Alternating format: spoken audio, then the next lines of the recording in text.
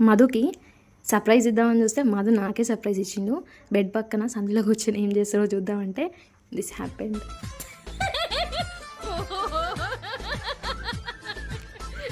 Was not expecting. He's so cute.